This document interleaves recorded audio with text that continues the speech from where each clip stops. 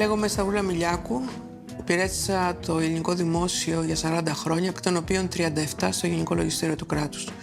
Το 2015 ήμουν Γενική Διευθύντρια Προϋπολογισμού και Δημοσιονομικής Πολιτικής στο Γενικό Λογιστήριο του Κράτους.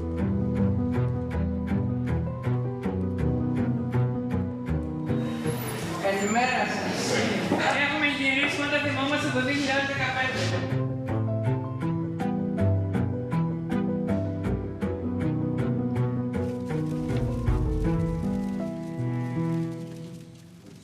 Λίγες μέρες πριν από τις εκλογές, μια ομάδα στελεχών του ΣΥΡΙΖΑ είχε έρθει στο λογιστήριο και κατόπιν εντολής του κ. Σταϊκούρα είχαν πλήρη εικόνα για την κατάσταση. Βέβαια ήταν λίγο πολύ γνωστή, δεν ήταν κανένα μυστικό. Εκείνη την ώρα χρειαζόμασταν ρευστό. Ονομάζομαι Δημήτρης Μάρδας, είμαι καθηγητής Τμήματος Οικονομικών Επιστημών του Αριστοτελείου Πανεπιστημίου Θεσσαλονίκης. Το 2015 είχα οριστεί ως αναπληρωτής Υπουργός Οικονομικών στο Γενικό Λογιστήριο του Κράτους. Έρχεστε εδώ αμέσως μετά την ορκομοσία της κυβέρνησης και γίνεται η παράδοση παραλαβή εδώ ακριβώς στον χώρο. Εδώ ακριβώς πίσω καθόμασταν όλοι μαζί. Κύριε Μάρδα, κύριε Υπουργέ, παραλαμβάνετε το χαρτοφυλάκιό σας από τον κύριο Σταϊκούρα που ανέβασε τον πύχη ψηλά σε επίπεδο προσωπικής προσφοράς και συνεργασίας με τις υπηρεσίες. Εύχομαι κατά τη διάρκεια της θητείας σας στο Γενικό Λογιστήριο του Κράτους ο πύχης να ανέβει ψηλότερα για το καλό της πατρίδας και για το καλό όλων μας. Καλώς ήρθατε και καλή δουλειά. Παρέλαβα στο Ταμείο 1,6 δισεκατομμύρια. Και καταλαβαίνετε, 1,6 δισεκατομμύρια με 5,5 δισεκατομμύρια πληρωμές το μήνα δημιουργεί ένα πρώτο άγχος.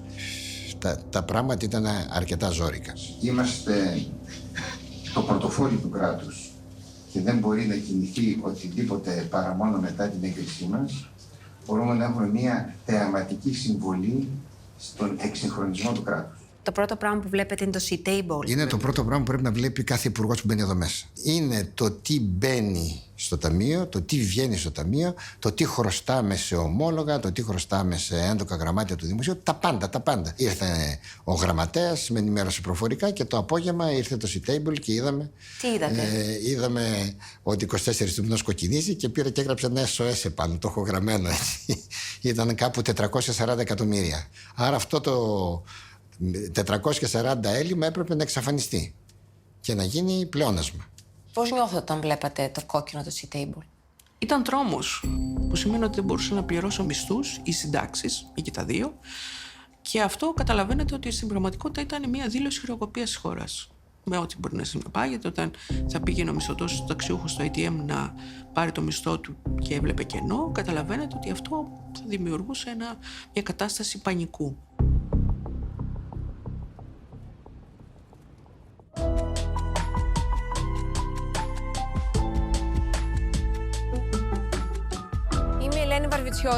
Και είμαι η Βικτόρια Δεντρινού. Το 2015 ήμασταν ανταποκρίτριες στις Βρυξέλλες. Εκεί που όλα κρίθηκαν.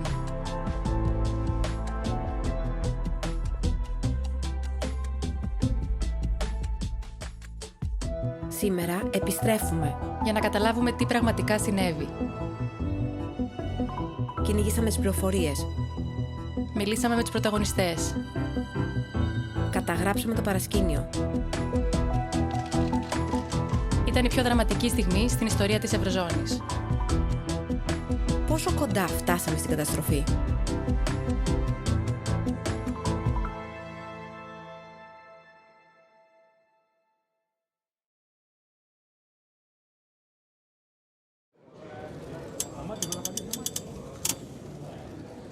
Ευλογητός ο Θεός ημών πάντοτε νυν και αεί και στους αιώνας των αιώνων. In October 2009, after national elections in Greece, a new government came in, a new finance minister came in, and he walked into the room, sat down, and said, "Good morning, my name is George Papakonstantino, and I'm here to present the economic policy program of the new government. But first of all, I've got to tell you, there's bad news. There's a problem."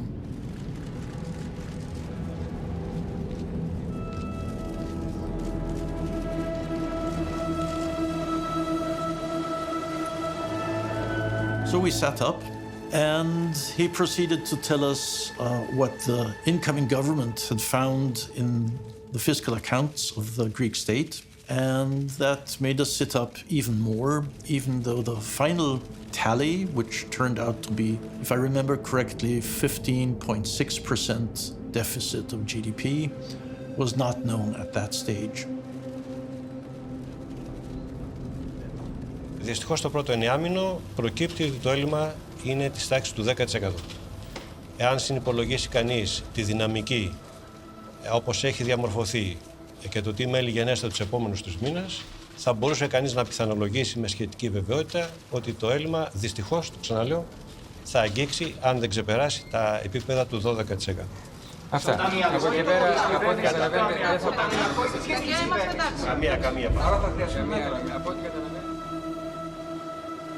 It was a shock because the magnitude as such was shocking for other governments, for the markets, but it also showed that the Greek government had not been honest, and that's when trust begins to crumble.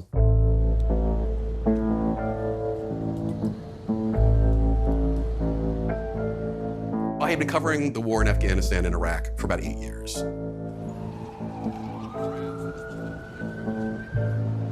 And then Europe blew up, and the Financial Times came to me and said, hey, how would you like to be our Brussels bureau chief on what I thought was the biggest European economic story that, frankly, the world had ever seen.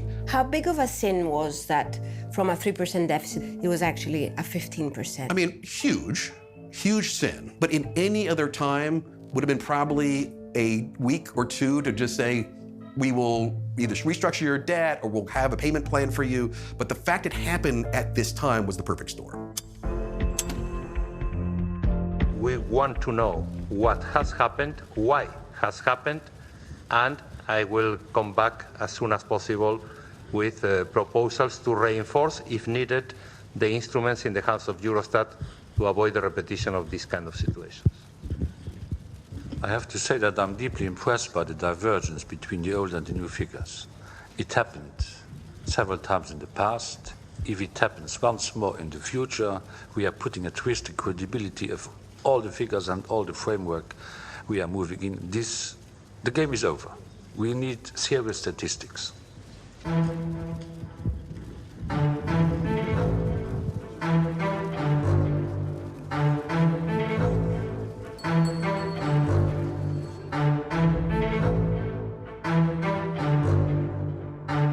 This was seen as the major fault of Greece.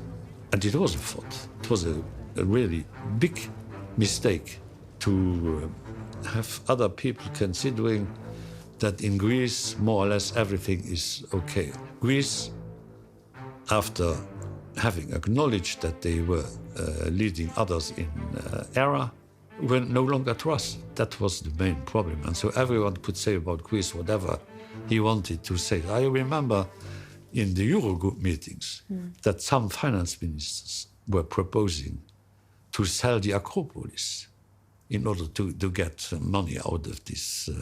Do you remember who said it? Yes. Will you tell us? No. Because she, which is an indication, doesn't want to be remembered. Okay.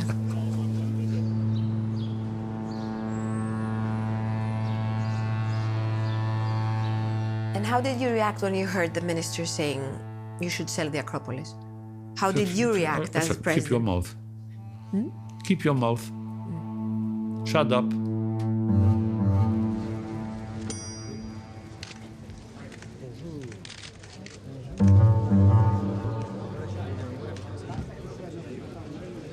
I think that I made a major mistake. That was that I was not confronting with his responsibilities the Greek government of Karamanlis, because I was believing him in a naive way. And that's the only real mistake I have made. You find yourself in double digit all of a sudden, and one discovers that they were cheating.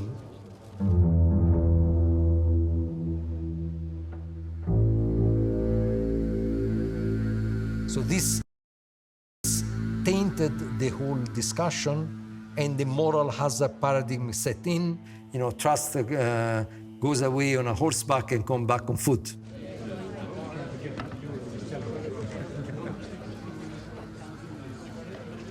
The situation in the 90s was that the European Commission proposed several times to the EU member states to give Eurostat the power to check data, but the member states didn't agree, including Germany and France, for instance.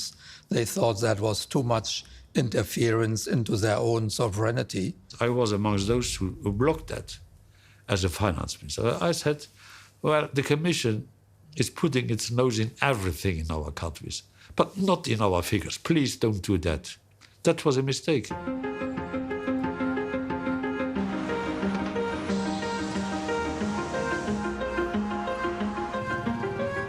Όταν ξεκίνησε η διαδικασία των μνημονίων, ένα πρώτο ερώτημα που τέθηκε στο ελληνικό κράτος ήταν πόσα το ελληνικό δημόσιο χρωστάει στους ιδιώτες.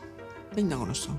Μετά από αυτό ανοίξαν ντουλάπες, βγήκαν σκελετοί, βγήκαν τιμολόγια. Ήταν επώδυνο, αλλά μετά από αυτό άρχισε σιγά σιγά να οργανώνεται και να μπορούμε να έχουμε μια τέτοια εικόνα. Νομίζω ότι είχαμε φτάσει σε ένα αρκετά καλό επίπεδο το 2014 στο να μπορούμε να έχουμε μία εικόνα του τι συμβαίνει στην δημόσια διαχείριση και πολύ σημαντικό και στα ταμειακά διαθέσιμα.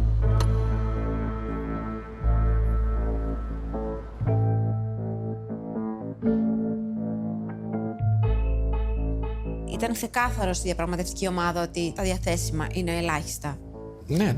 Ήταν ότι είμαστε σε οριακή κατάσταση από τη δεύτερη μέρα. Τα ταμειακά διαθέσιμα 2 μέρες μετά τις εκλογές είναι ήδη στο κόκκινο.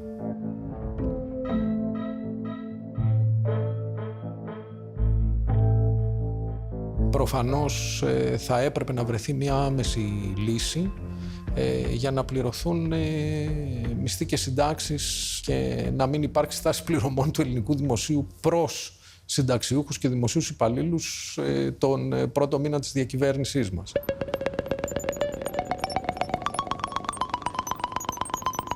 The program is expiring and how worried were you about the reserves of the country? I was worried that I didn't have a clue. We didn't know. Nobody knew. Not even the Greeks knew. Η κυβέρνηση κοινωνικής σωτηρίας που ανέδειξε με την ψήφο του ο ελληνικός λαός έχει μπροστά της ένα εξαιρετικά δύσκολο έργο. There was a constant concern. And there had to be a constant concern because the economy was tanking. If you're tanking, you take in less tax. You have to pay out more in unemployment insurance. Nobody's lending you any money. You have to repay debt. So, of course, you get more worried by the day simply because the debts keep piling up and piling up and piling up.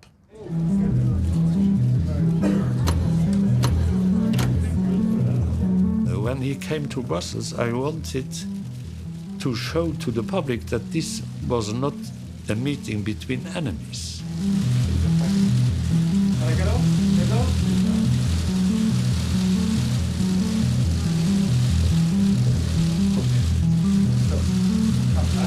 During that first meeting where I took him by my hand,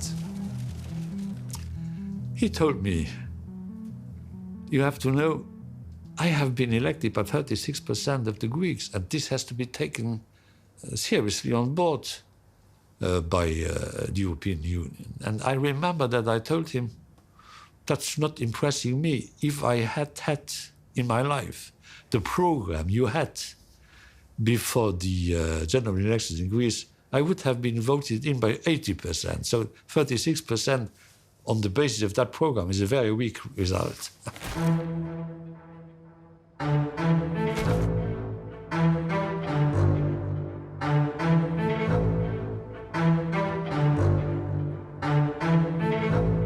I'm Martin Selmayr, and I was the Chief of Staff of Jean-Claude Juncker, President of the European Commission in 2015. So while the two of them were having a private meeting, you were being introduced to the Greek team as well. Yes. What was your first impression? Well, it was one of the most interesting experiences in my life. We had, of course, prepared ourselves, my team and I. We are sitting in the protocol room outside the office of President Juncker, and I had the new Greek team there. And we discussed this before with Juncker, that we have to be always very, very disciplined. We have to be very patient. They are new. They come from a different ideological background. To sit together with us, the Commission, is probably for them as strange as it is for us. So let's work with them in the best possible way. But it was a quite interesting experience. And my personal impression was they're coming right like the revolutionaries from the barricades. They came into the room. They were sitting with the shirts a bit open and saying, where's the money? Where's the money now?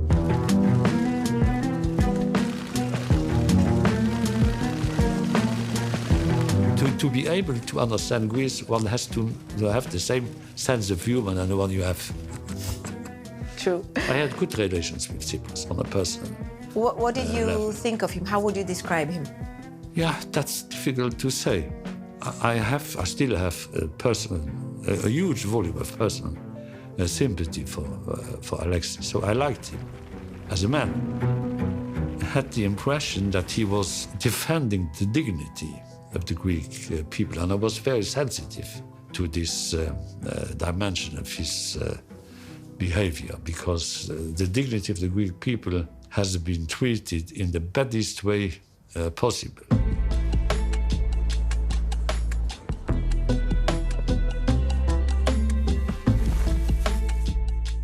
I remember very clearly him saying to me, "Are you confused? I'm a radical Marxist. We'll be dancing in the streets. What was your main takeaway? We're headed for the cliff."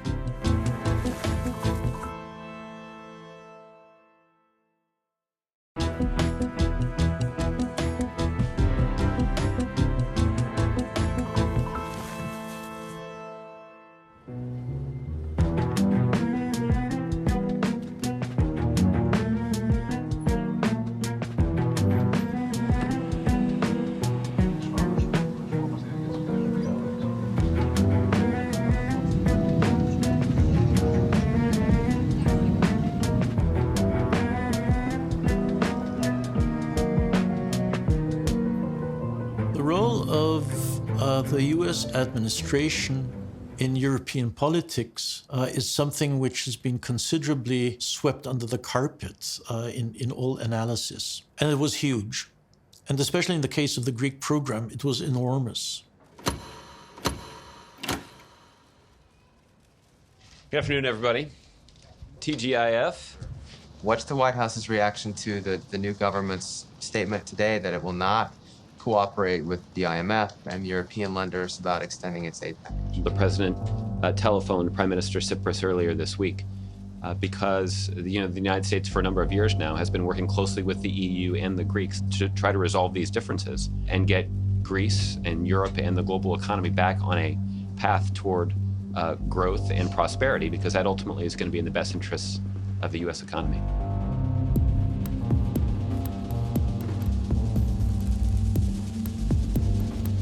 Jack has the distinction of having worked and succeeded in some of the toughest jobs in Washington and the private sector.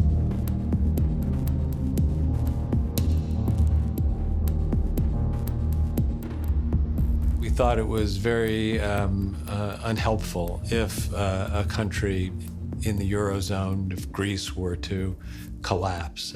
And we thought that it was not good for economic reasons. We also thought it was not good for geopolitical strategic reasons. You know, Greece plays a crucial role in the security of Europe. It's in a sensitive location geographically, and we had a history of deep, close ties with Greece.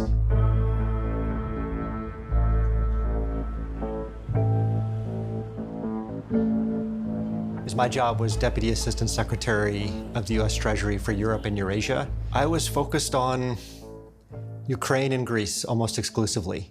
What was your briefing? What would you tell Secretary Liu about what was coming? That if Syriza is elected, they will reject the entirety of the bailout program. And Greece will soon face a credit crunch, a banking collapse, a run on the economy.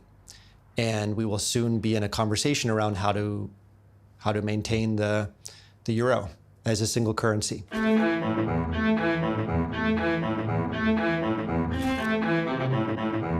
Look, we were very worried. The reputation of Syriza was that it was a very radical party. It had earned that reputation through its rhetoric, so it wasn't as if you looked at what the Syriza proposals and language was and were comforted by it. So we frankly didn't know what to expect.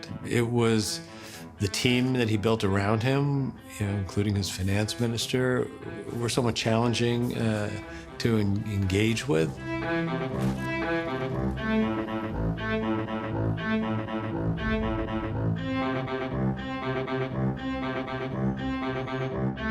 Εσείς τι προσδοκούσατε από τους Αμερικάνους? Μια βελτίωση του κλίματος, μια εικόνα για την Ελλάδα η οποία θα αρχίσει να διορθώνει αυτό που είχε κατησχύσει εκείνο τον καιρό, ότι είναι ανήμπορη για τα πάντα οικονομικά. Και νομίζω ότι είχαμε μια συμβουλή από εκείνη τη μεριά. So it was agreed, let's send somebody who's relatively harmless, i.e. me.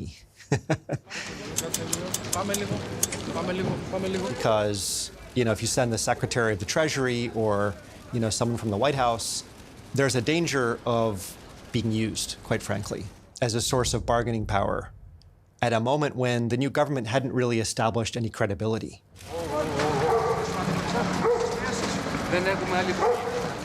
So I went back with my team to engage with Minister Varoufakis and others. How was your meeting with him?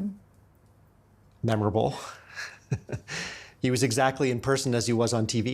First of all, highly articulate, charismatic, some would say brilliant, but also clearly theatrical. I remember saying at some point, let's play this out, let's connect the dots. If Greece defaults and you leave the euro, what's your plan? And I remember very clearly him saying to me, are you confused? I'm a radical Marxist. We'll be dancing in the streets. What was your main takeaway? We're headed for the cliff.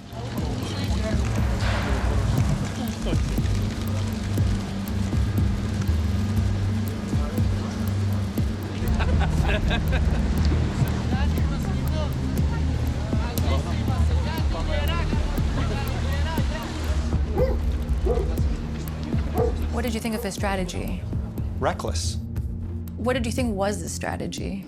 I think was playing a bank shot, as we say here, on hinting at the possibility that Greece could drift outside of the US and Western strategic orbit towards our rivals.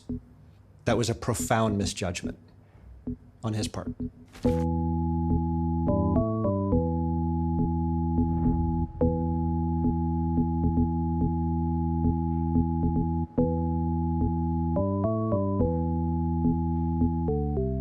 You have a new finance minister, Mr. Varoufakis, that takes over. Can you describe in a few words how you thought of him, how you saw him? I met him after the election in Paris. We came there without a tie and in blue jeans. That was his usual suit, but that is also mine when I'm out of office. And so we had a very good conversation.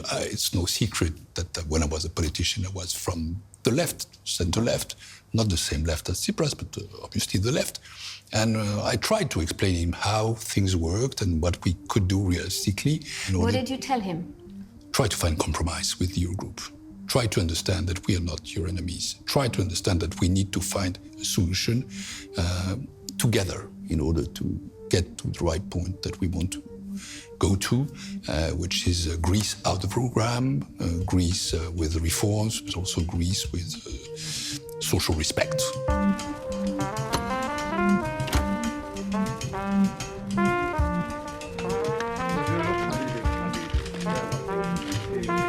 Do I believe that Greece, as we are now, should be taking another tranche of loans? No.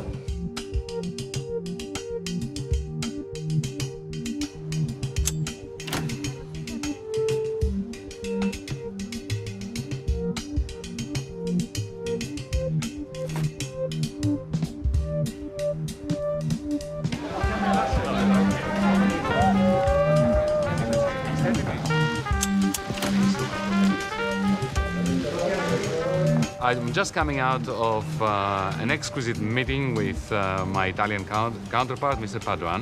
Είμαι αισιόδοξος, όπως είναι και οι συνάδελφοί μου. Varoufakis quite early, I think even before the first Eurogroup, went on a European tour. And he upset basically everyone. Στα μαύρα, ωραία. Είναι τα μόνα που κάμισα που μου μείνανε μετά από 4 μέρες ταξιδιών. Πιο μέσα. He went to Italy, came out of the Ministry of Finance there and said, well, the guys in there told me that their debt is unsustainable also. So the Italians were furious.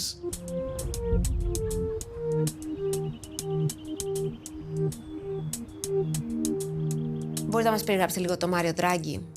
Πολύ ικανός τεχνοκράτης, βοήθησε την Ελλάδα σε απίστευτο βαθμό και μετέτρεψε την Ευρωπαϊκή Κεντρική Τράπεζα σε μια σύγχρονη κεντρική τράπεζα με σύγχρονα εργαλεία. Καταρχήν, το whatever it takes ήταν μια δική του πρωτοβουλία. The ECB is ready to do whatever it takes to preserve the euro. And believe me, it will be enough.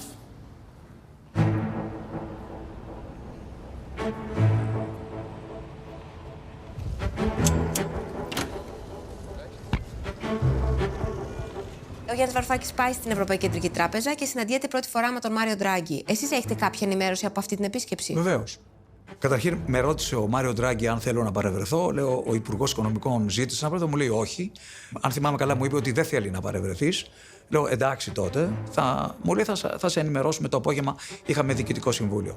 Μου είπε το απόγευμα ότι πήγε τραγικά.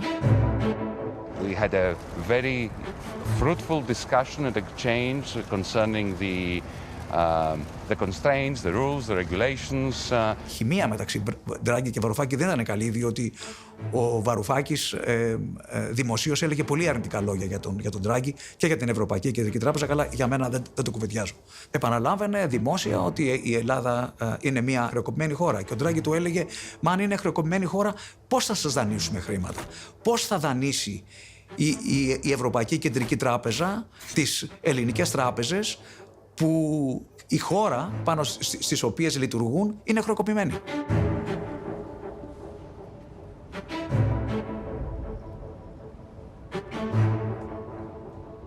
I'm moving on to Berlin, where I'm extremely eager to meet with not just a finance minister, but with an intellectual force behind the project of European Union and Monetary Union, Dr. Schäuble.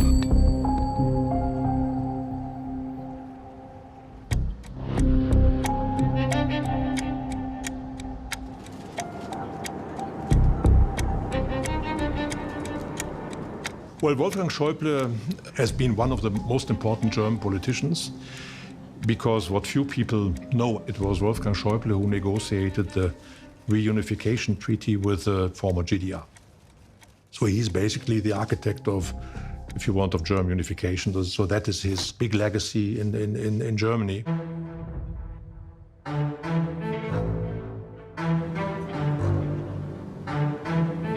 He was a genuine giant of European politics. Everyone thought he would be prime minister, chancellor at some point. He was shot and almost killed by an attempted assassin. He also grew up on the borders of Germany and France. So from growing up in that time, knowing what the post-war generation had dealt with, very different, frankly, from Angela Merkel.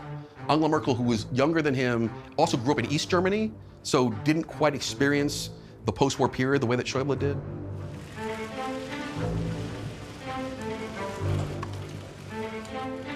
He believed very strongly as a result of his personal life story about the importance of the European project. And it offended him when people did not take it that seriously. I'm Thomas Steffen. In 2015, I served as the State Secretary in the German Ministry of Finance. In my view, it was really a dream of Wolfgang Schäuble to have one currency for the whole European Union. That is why he reached out to many member states not being a member of the Eurogroup to join the Eurogroup as early as possible. It was crystal clear for him that being a member of the Eurogroup puts a lot of responsibility with you. He was not only influential because of his stature and his standing as a politician in Germany. But you have to remember the singular place Germany plays in the Eurozone. It is Europe's largest economy, by a lot. And if Austria says no to something and the others say yes, in the end, the Austrians will agree. If Germany says no to something and sticks with its no, it's not going to happen. Καταρχάς δεν ήταν οικονομολόγος, ήταν δικηγόρος. Είχε πολύ σαφή άποψη για πού θέλει να πάει η Ευρώπη.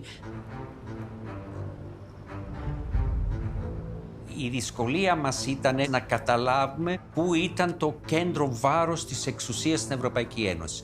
Όταν είμαι στο Eurogroup, νομίζω μπορώ να το απαντήσω τώρα το ερώτημα, ήταν ο Σόιμπλε. I would say to him, you have to remember that if you become the reason that people can't survive in Greece, that's going to have consequences just like it did in Germany. Ich habe dieser Tage meinem Freund Jack Lew angeboten, dass wir Puerto Rico in die Eurozone übernehmen könnten, wenn die USA Griechenland in die Dollarunion übernehmen würden. Er fand es einen Scherz. Everybody knows he was in favor of Brexit, certainly in 2015, perhaps even in 2012.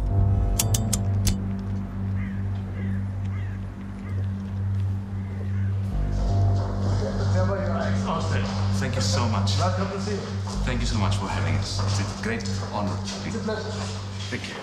So if somebody misbehaves, I, as a good European, Wolfgang Schäuble, would say, misbehavior cannot be tolerated because it hurts us all. And if somebody misbehaves drastically, well, that person should leave the family. Do they want a handshake as well? No. No handshake. Not with this. Absolutely not with this left-wing. Someone once said to me, he believes in Europe so much that he needs Greece to be out because he was tired of it tearing the Eurozone together.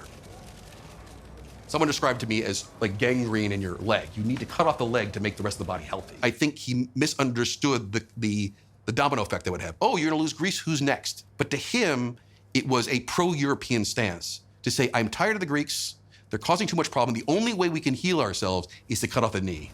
And that's the way it was beginning to play out after Syriza came into office.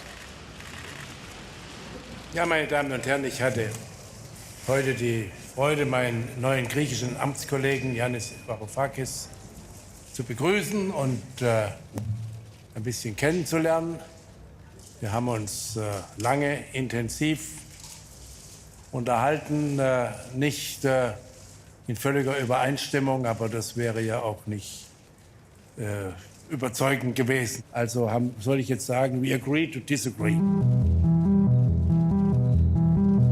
As Dr. Schäuble said, we didn't reach an agreement. It was never on the cards that we would. We didn't even agree to disagree from where I'm standing. I felt at that time a little bit of disappointing because politicians, whenever they meet, they should be able to find some kind of common ground. But at that time, obviously, that was not the case. And again, you talked about Greek fatigue, particularly for Schäuble. Do I have to deal with this guy? Really? Is this the guy we rely on to save the Eurozone? Screw it, cut the leg off, let the rest of us go on and tighten up who we are as a Eurozone single currency union and let Greek go.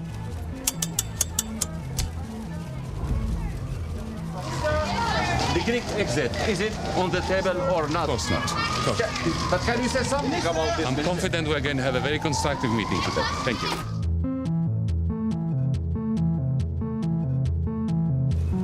I will express my hope that they stick to the reform path. They have returned to growth last year, reached a primary surplus, and it is crucial for Greece to maintain on that path. How and under what conditions, that will be for discussion today. Aber wenn wir aus dem Programm rausgehen, dann sind wir ganz gespannt, was Griechenland für Vorstellungen hat. Das muss man nicht Rahmen bleiben. Jedes Land ist völlig frei zu tun, was es will, aber wir haben dieses Programm und dieses Programm wird entweder ordentlich zu Ende gebracht oder wir haben kein Programm.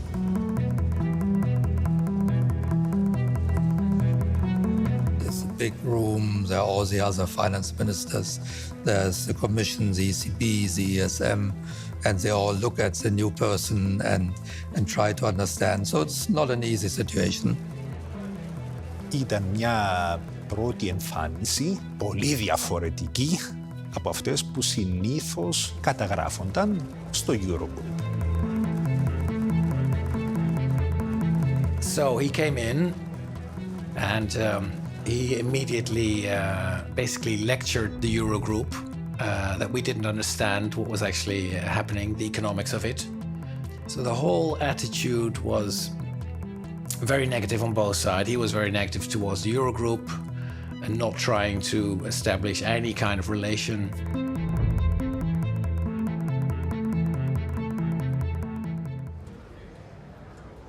Το πρώτο πράγμα που λέχθηκε είναι ότι η Ελλάδα δεν χρειάζεται πρόγραμμα.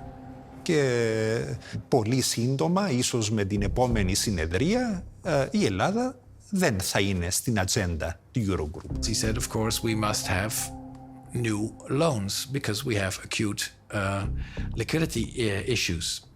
And people were just rolling their eyes. You just said, no more lending. And half an hour later, you ask for new loans. And by the way, you don't accept any conditions. Οπότε όταν σου λέει ότι κοιτάξτε δεν θέλουμε, δεν θα είμαστε σε πρόγραμμα, τι καταλαβαίνεις? Θα επανακτήσεις από εβδομάδα στην πρόσβαση στις αγορές? Ποιο ήταν ακριβώς το πλάνο? Κανείς δεν κατάλαβε.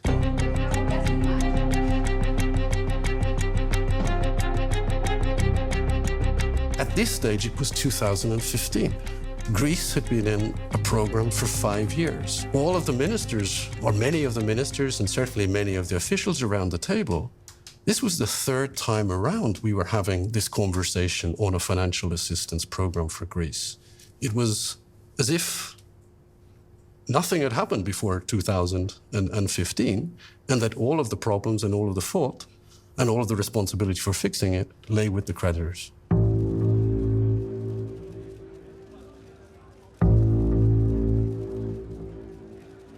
Είχε υποτιμήσει το πώς δουλεύει το Eurogroup.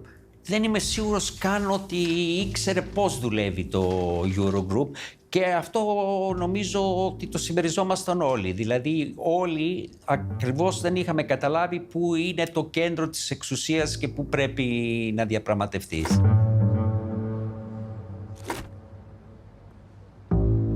Είπε ο Γιάννης Βαρουφάκης ότι αντιμετωπίζουμε μια ανθρωπιστική κρίση και άρα πρέπει να αλλάξει και τουλάχιστον 6-7 υπουργοί γελάσανε. Αυτό, εκτός από τη χυδαιότητα της αντίδρασης, μου δημιούργησε ότι έχουμε πολύ δύσκολο έργο. I think there was a reluctance in the Eurogroup to address the social or humanitarian crisis because in the end, the Greek budget still would have to be sorted out. There was quite a large group that came from countries that in GDP per capita were poorer than Greece.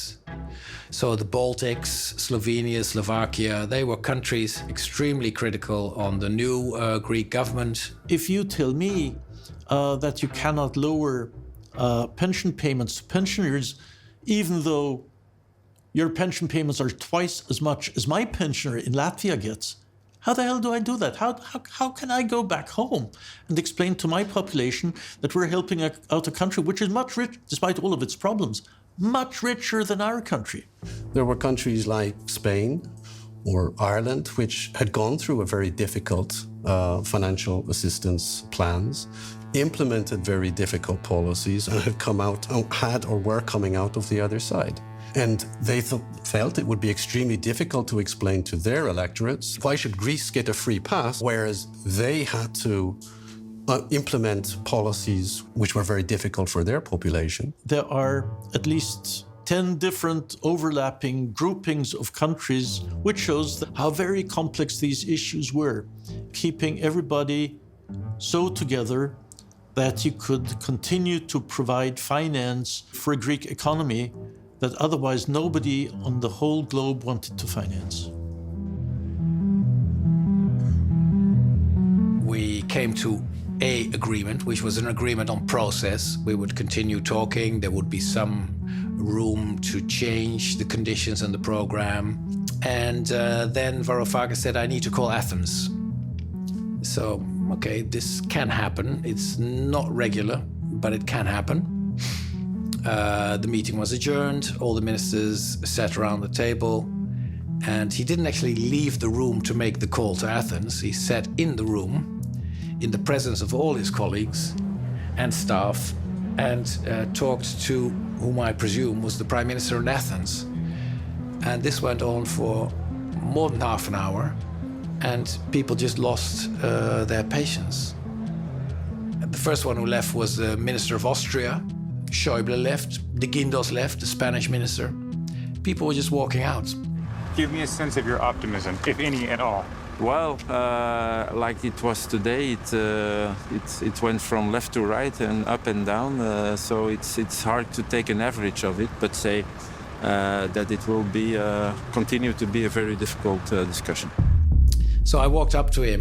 He was still on the phone, and I said, "Look, you can put the phone down. There is no deal because people have just left, and I cannot take a decision." That didn't seem to bother him at all. He just continued his phone call. And close to an hour, he put the phone down and said, "No, we cannot agree, there's no deal." Σήμερα είχα τη χαρά να βιώσω το πρώτο Eurogroup εδώ στις Βρυξέλλες. Ήταν μια πολύ ενδιαφέρουσα ανταλλαγή απόψεων, έντονος διάλογος, γίναν συζητήσεις από πολλές μεριές. Μας τέθηκε το θέμα ότι υπάρχει μια δανειακή συμφωνία και πρέπει να την επεκτείνουμε. Εμείς εξηγήσαμε ότι εκλεγήκαμε με στόχο την αμφισβήτηση της λογικής αυτού του προγράμματος. Στο ερώτημα αν υπήρξαν σημεία σύμπτωσης, πολλά και με πολλούς και σε κάποια με όλους. Δεν πρόκειται να αναφερθώ σε συγκεκριμένα σημεία. Ποια είναι τα ρίσκα για το ελληνικό τραπεζικό σύστημα? Δεν θέλω να μιλήσω υποθετικά, θα μου επιτρέψετε. Ήρθαμε εδώ για να βρούμε λύση. Η μη λύση δεν είναι στο πλαίσιο της σκέψης μας. The guy we saw in the Eurogroup was terrible. He thought that he himself could convince all the Eurogroup countries 17. that he was right. Της Γερμανίας υπάρχει λύση με τη συμπεριφορά της Γερμανίας. Έφυγε μισή ώρα πριν από εσάς. Λοιπόν, σας χαιρετώ. Ευχαριστώ πολύ. Κι άλλοι εδώ.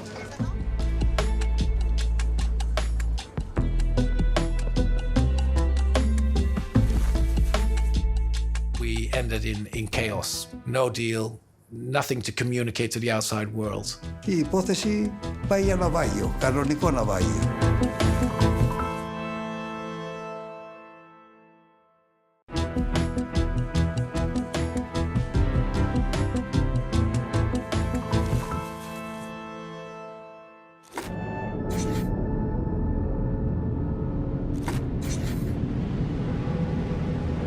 It was really one of the few Eurozone meetings that we ended in chaos.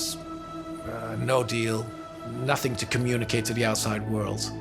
Very bad message.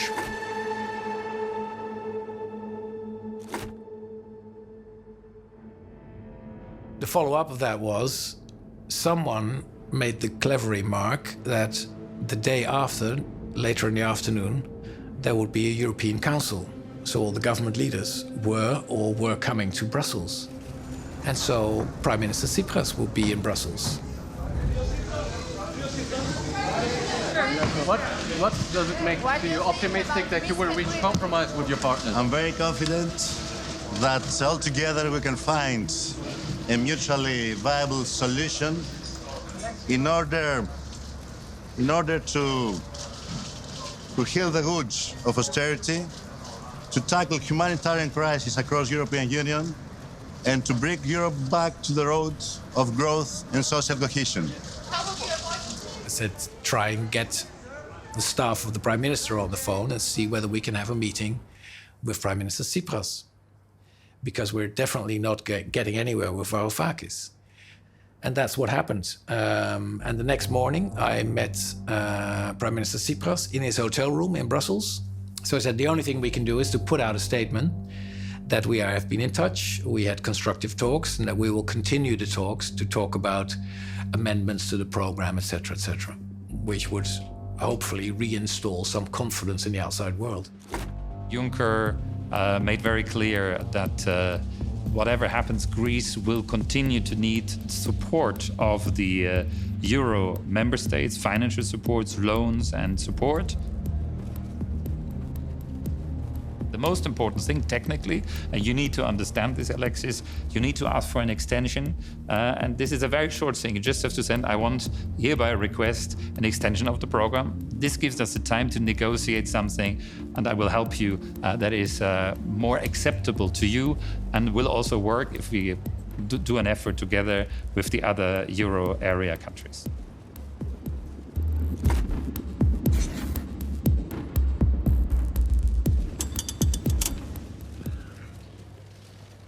Yesterday, as you know, we received a request letter from the Greek authorities for an extension of the agreement, the MFFA, for 4 months.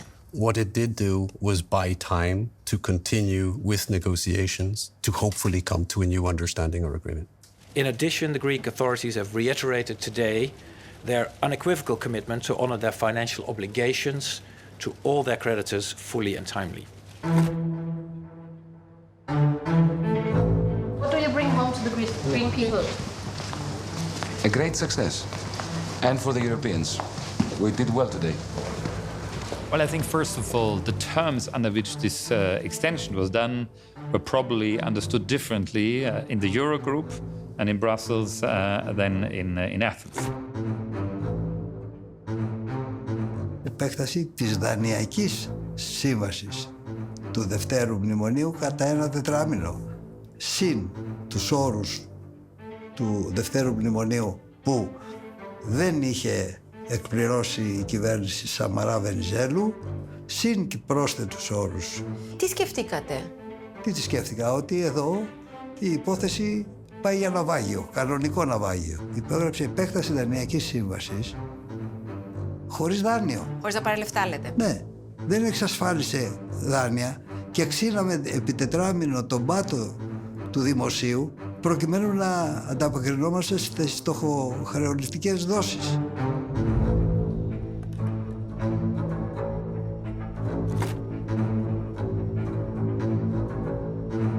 Ήδη ήμασταν εκτός αγορών γιατί θεωρούμασταν στην πραγματικότητα μια υποψήφια προς χρεοκοπία χώρα. Εάν λοιπόν δεν μπορούσαμε να ανταποκριθούμε στις υποχρεώσεις μας και να πληρώσουμε τις υποχρεώσεις μας ό,τι αφορά το δανεισμό μας, καταλαβαίνετε ότι και αυτό ήταν μια επίσημη δήλωση χρεοκοπίας πια. Εκείνο που τους έλεγα είναι ότι πρέπει να τελειώσουν τις διαπραγματεύσεις το ταχύτερο δυνατό και τους είχα πει, βέβαια αυτό προβλεπόταν κιόλας, ότι μέχρι τέλη Απριλίου πρέπει να τελειώσουμε. Γιατί τα πράγματα στο ταμείο ήταν πάρα πολύ δύσκολα. Όπως και πολλές άλλες ώρες ήταν ένας τρόμος. Ήταν ένας δρόμος γιατί πολλές φορές δεν ένιωθα ότι υπήρχε κατανόηση από τους πολιτικούς προϊσταμένους του μεγέθους του προβλήματος. Και αυτό ήταν το πιο σημαντικό όλων. Ότι ένιωθες μόνος σου και ένιωθες ότι έπρεπε να βρεις εσύ τη λύση.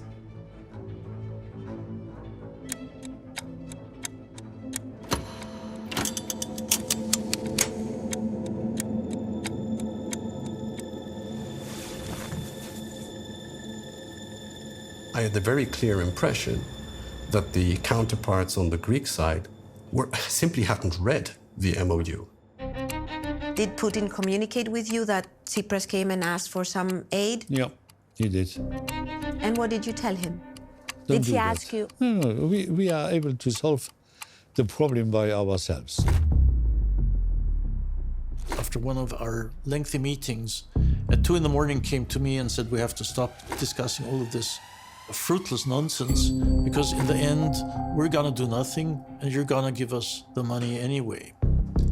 And I looked at him and I said, look me in the eyes, you're gonna go bankrupt.